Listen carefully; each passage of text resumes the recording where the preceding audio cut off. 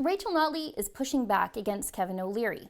O'Leary, the Canadian billionaire, offered to invest $1 million into Alberta's struggling oil patch if Notley would just step down as premier.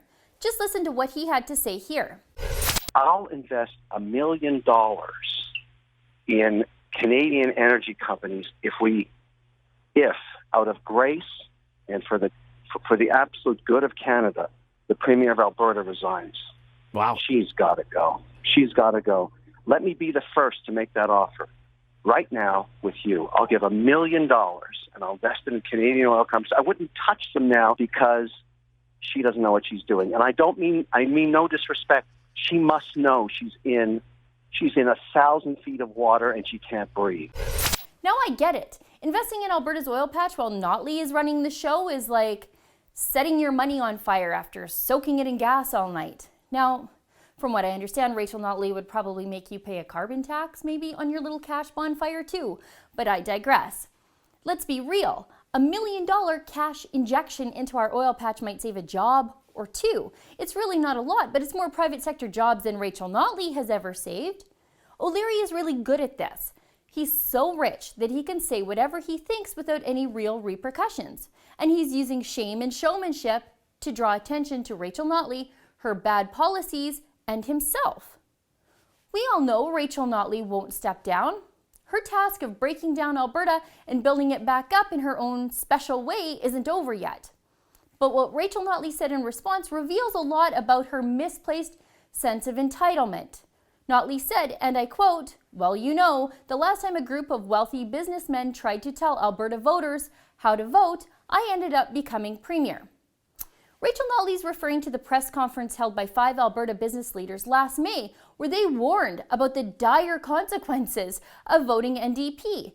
In a press release, the business group said this: "We must think carefully before we choose a government that will cut to the bone, as we experienced in the 80s, or a government that will spend more than we can afford."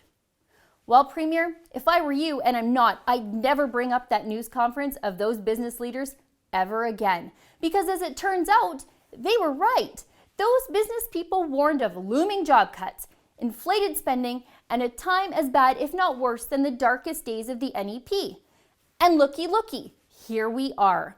Ballooning debt, massive job losses, spikes in suicide and crime rates, just like the dark days of Old Man Trudeau's NEP. Those business leaders didn't have a crystal ball. They had business acumen and an understanding of basic economics and history, something none of the NDP MLAs really have, as they've demonstrated in the last half year. Notley's attitude here reveals something about her. It shows that she clearly doesn't understand how she got elected. She thinks she has a legitimate mandate when nothing could be further from the truth. Right after the election, an Abacus data poll showed that only 7% of people actually voted for the NDP policies. Most people, 93%, voted for change, not carbon taxes, bullying farmers, and wild spending. The kneecap wild rose wasn't seen as a viable alternative at the time.